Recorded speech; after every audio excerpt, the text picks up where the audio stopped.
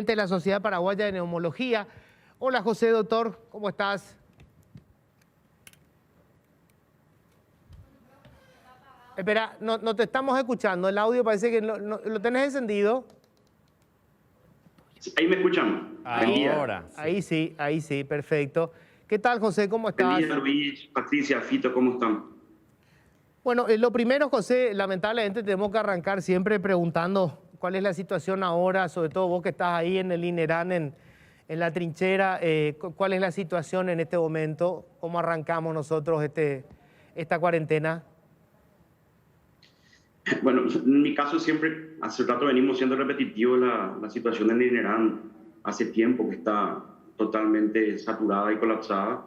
Hoy podemos decir que siempre estamos llenos al 100%, incluso el par de pabellones nuevos que hemos habilitado en la semana completamente llenos, con un número de aproximadamente 14 personas esperando en las salas de rack para conseguir un lugar.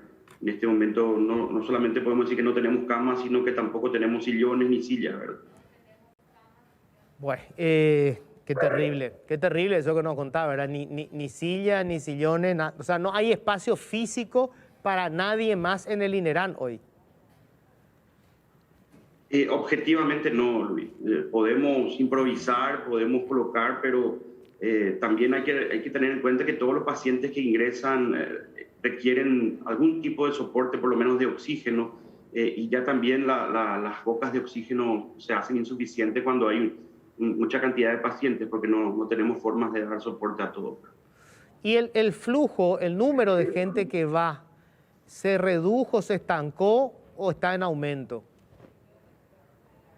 No, nosotros tenemos un flujo estable prácticamente diariamente de personas que acuden al hospital, y lo que sí tenemos muchas personas que quieren trasladarse, pedidos de auxilio desesperados de todo el interior del país, de aquí de Central, pedidos de sanatorios privados para trasladarse, pero lastimosamente en este momento no hay lugar prácticamente para recibir personas afuera. Estamos priorizando poder ubicar los que tenemos esperando primero y después ver para si de vuelta podemos recibir personas de afuera, ¿verdad? Es un proceso dinámico en el sentido de que intentamos dar la mayor cantidad de altas por día, pero como son tantos los ingresos, en este momento la gran mayoría de los pacientes tienen 2 o 3 días de internación en salas comunes, y los pacientes en terapia también, la gran mayoría tienen un tiempo de internación muy prolongado, entonces no hay un flujo de recambio demasiado elevado, y eso hace que se dificulte más todo. José, y ese cuadro de pacientes que llegan en una situación más grave o más deteriorada, ¿se repite o después de las advertencias la gente tomó el dato y decide, digamos, acudir a un médico antes de que la cosa se ponga peor? Yo creo que eso mejoró. Creo que hoy por hoy la gente comprendió la importancia de la saturación de oxígeno, y las personas que tienen acceso al saturómetro estamos viendo que acuden rápidamente y pueden recibir ayuda, pueden recibir eventualmente consejo, eventualmente internación y lógicamente si es necesario oxigenación. Entonces sí, nosotros hemos visto que mucha gente tomó en cuenta y que acude, y te vienen de repente en relativo buen estado, pero te dicen mi saturación estaba baja, por eso ya vine. Bueno, eso es lo que queríamos nosotros que ocurra, que la gente tome conciencia de que podemos sentirnos bien eventualmente por algunas horas, pero la oxigenación puede estar baja y eso ya nos está alertando de que algo va a ocurrir. Digamos, la severidad del cuadro hoy por hoy, con la medida más eficaz de medirla es con el aparatito de la saturación, simplemente con eso más la clínica. O sea, yo siempre le digo a los pacientes, si yo me siento bien y saturo bien, estoy bien. Entonces, después podemos tener una tomografía que nos dijeron que tiene neumonía bilateral, que nos dijeron que los laboratorios esto, que lo otro, pero básicamente el mejor predictor sigue siendo la clínica y la saturación. Decime, un detalle nomás, Patricia, el oxímetro, para recordarle a la gente, o el saturador, ¿cuánto tiene que marcar para que estemos tranquilos y desde cuándo hay que ir al médico? En una persona sana, sin patología previa respiratoria, lo ideal es que esté de 93 para arriba. 93, 94, 95. Siempre eso y también hay que recordar que puede ir variando durante el día, o sea que no se deben asustar porque hay algunos pacientes te llaman y dicen, yo tenía 98 esta mañana y ahora tengo 95. Mientras esté por encima de 93, o sea, de 93 para arriba, las variaciones pueden existir e incluso son normales en esta patología dentro del cuadro esperado, ¿verdad? Pero cuando tenemos 92, que va bajando a 91, ahí 90, tenemos que alertarnos, lógicamente, y ni qué decir por debajo de 90, esa persona sí o sí ya requiere algún tipo de soporte de oxígeno. Justamente quería consultarle sobre eso, doctor. El saturómetro hoy se convierte en un elemento básico para una persona que está internada por COVID, en su casa, digo, ¿verdad? Sí, se vuelve el mejor aliado, creo yo. Yo entiendo que hay gente seguramente que no lo va a poder comprar porque de repente no es tan barato, ¿verdad?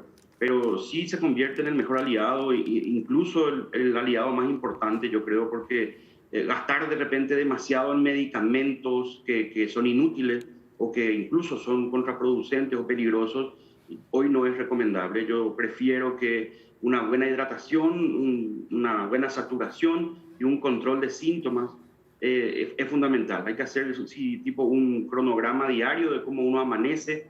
Eventualmente los días más peligrosos son entre el día 7 al día 10, 12 aproximadamente.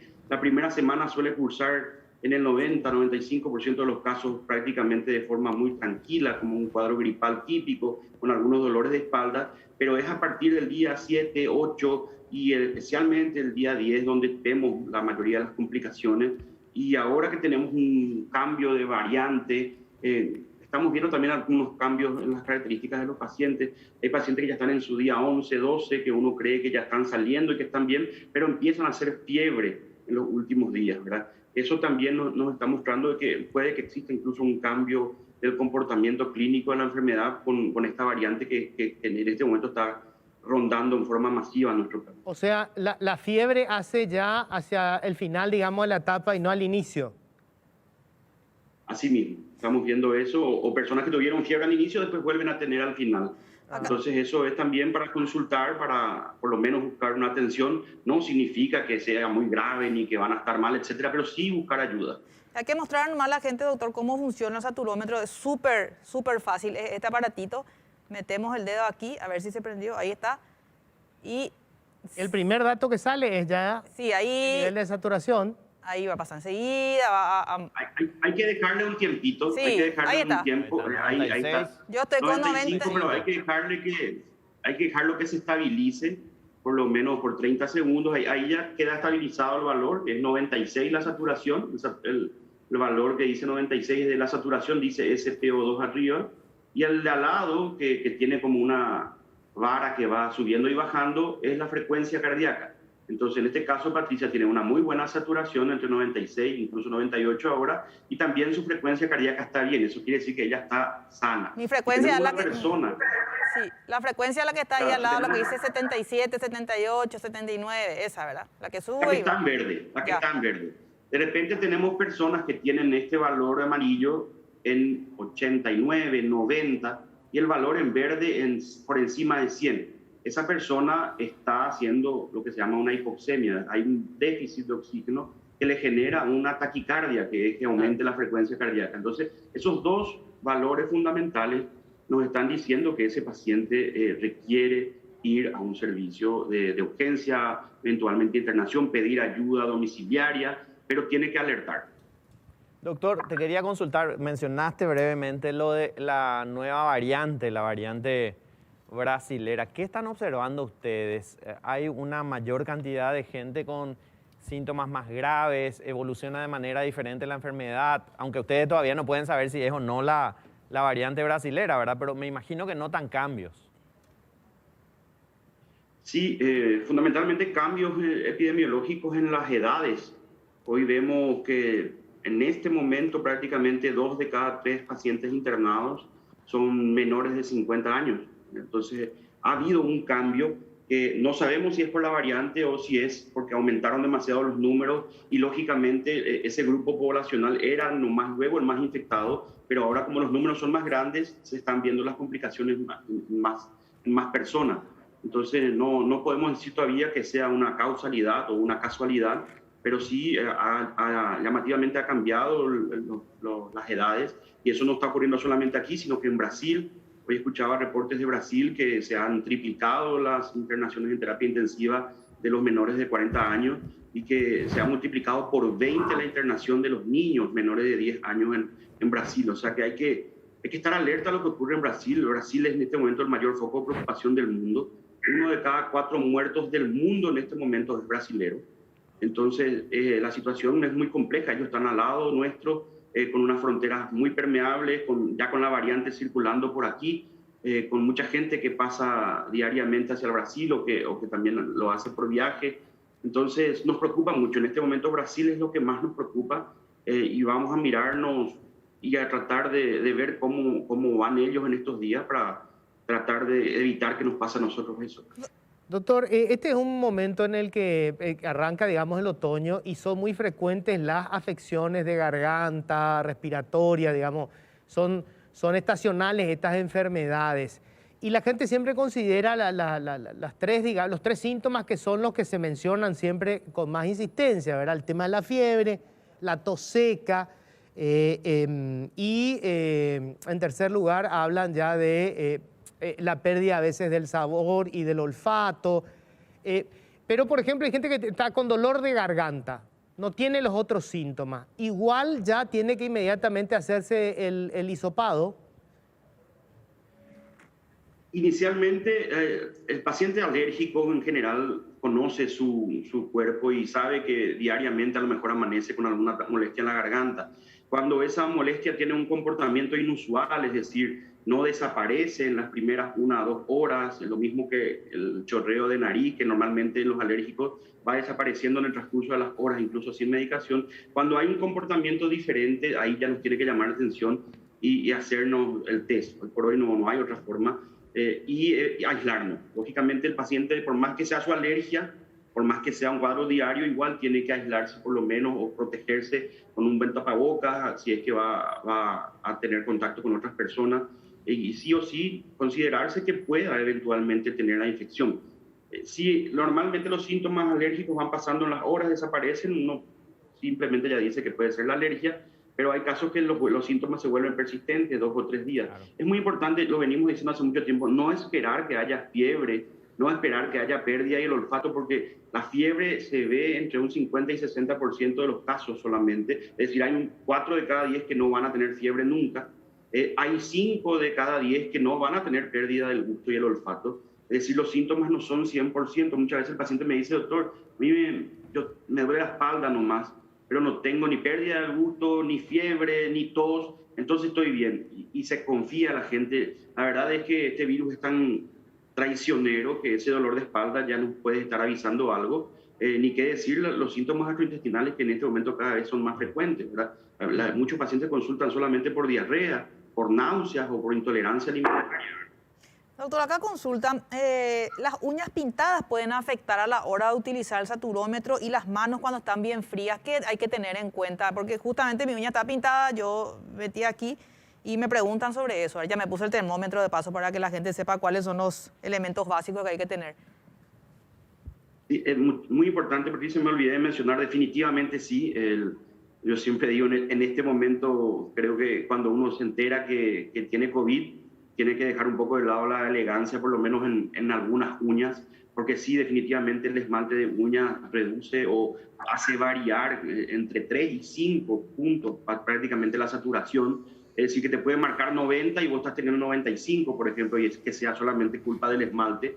También los trastornos térmicos en las manos, la gente que durmió con aire acondicionado con las manos afuera, o que duerme apoyada sobre su brazo, donde redujo la circulación, se pone al despertar el saturómetro y tiene 85, 86. Eso hay que dejarle un rato al brazo que recupere la circulación normal, y eso mejora enseguida, ¿verdad? La misma cosa, es muy sensible el aparatito, pero es muy útil.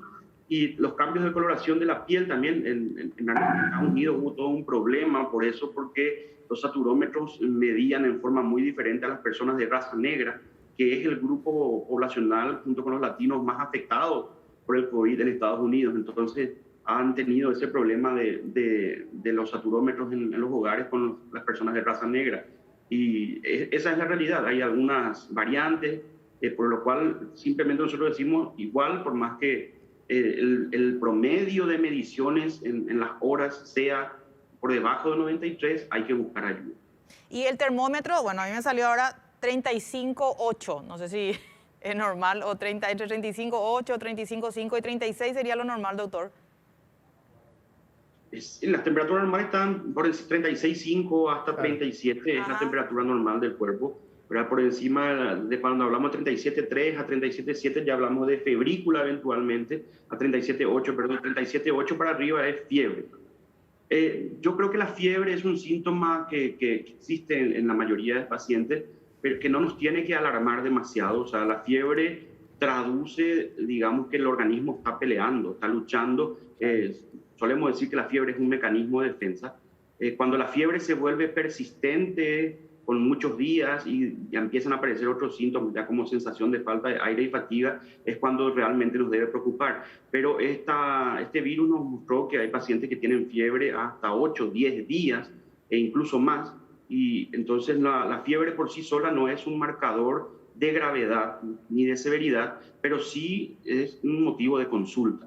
Y tienen que preguntarle a la persona que le está siguiendo, al médico que le está llevando la enfermedad, preguntarle qué puede hacer, qué debe hacer, si tiene que hacerse algún análisis laboratorio. En algún momento, especialmente mencionábamos entre el día 7 y 10, es bueno hacerse un control de laboratorio si es que persiste la fiebre para evaluar los marcadores inflamatorios, que son algunos valores de laboratorio que nosotros nos dan la pauta de que puede haber una enfermedad más grave.